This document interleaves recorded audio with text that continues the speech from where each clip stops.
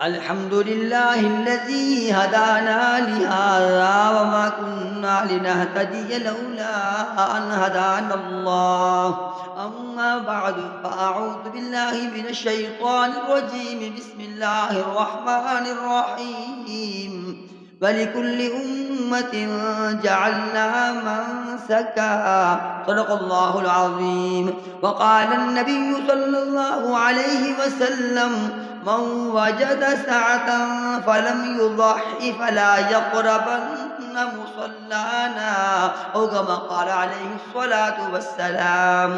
اللهم صل على محمد النبي الأمي وعلى آله وسلم تسلیما۔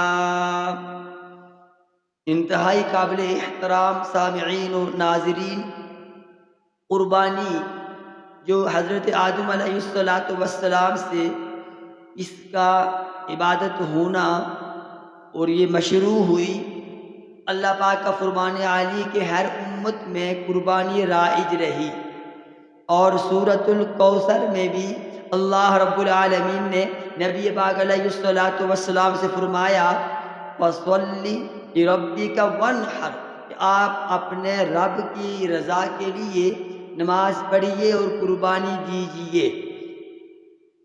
قربانی کا حکم قرآن، احادیث نبویہ علیہ السلام سے اور اجماع امت سے ثابت ہے۔ یہ عمل ذی الحجہ مہینے کے مخصوص دنوں میں کیا جاتا ہے، 10، 11 اور 12 تاریخ کو۔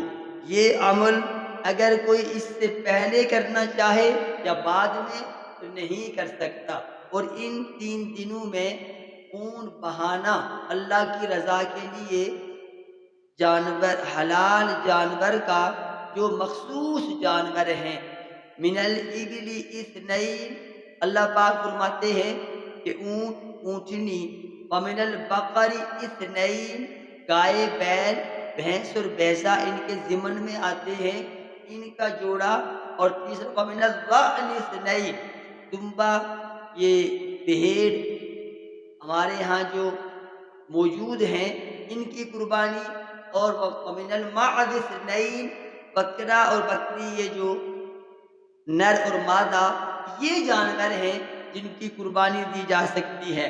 ان میں سے ہر ایک کی عمر متعین ہے۔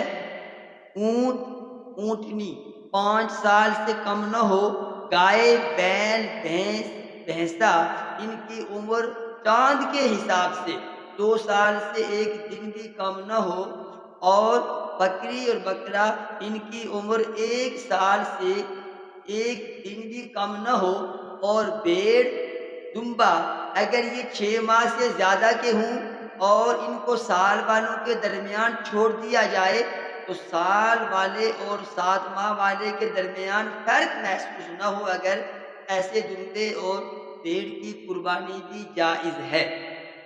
یہ ان کی عمریں تھیں۔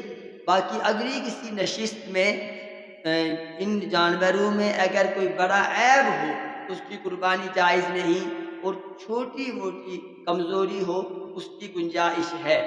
اللہ کے حضور علیہ السلام فرماتے ہیں: من وجد سعة فلم يضحي فلا يقربن مصلانا، اے مسلمانوں، تم میں سے جو بھی قربانی دینے کے اہل ہے، پھر اگر وہ قربانی نہ دے تو وہ عید کی نماز پڑھنے کے لیے نہ آئے۔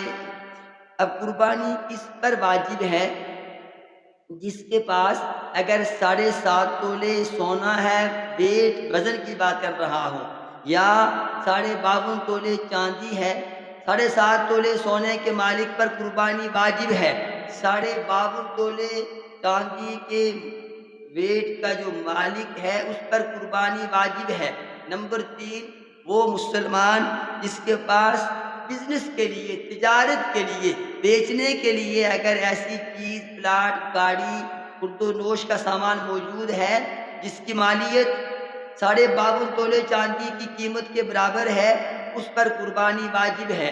نمبر 4، ایک شخص کی جیب میں نقدی کی شکل میں اس نے جو پیسے لینے ہیں یا اپنی ملکیت میں پہلے سے ہیں، اگر وہ 52 تولے چاندی کی قیمت کے برابر ہیں، اس پر قربانی واجب ہے کہ وہ قربانی دے۔ اور اگر تھوڑا سا سونا ہو، تھوڑا سا چاندی ہو، چند روپے ہوں اور بیچنے کے لیے معمولی سی چیز ہو، ان سب کی قیمت کو ملایا جائے گا۔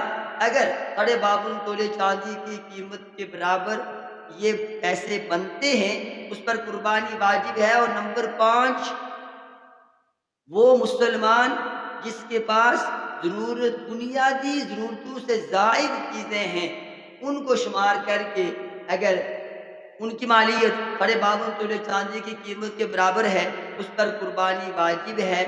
جن حضرات پر قربانی واجب ہے، اللہ انہیں آنے والی عید الاضحیٰ کے موقع پر ہر ایک کو اپنی طرف سے قربانی دینے کے اللہ توفیق و ہمت عطا فرمائے۔ یہ سنت ابراہیمی بھی ہے، رب العالمین عمل کی توفیق عطا فرمائے، آمین ثم آمین۔ وآخر دعوانا ان الحمد للہ رب العالمین۔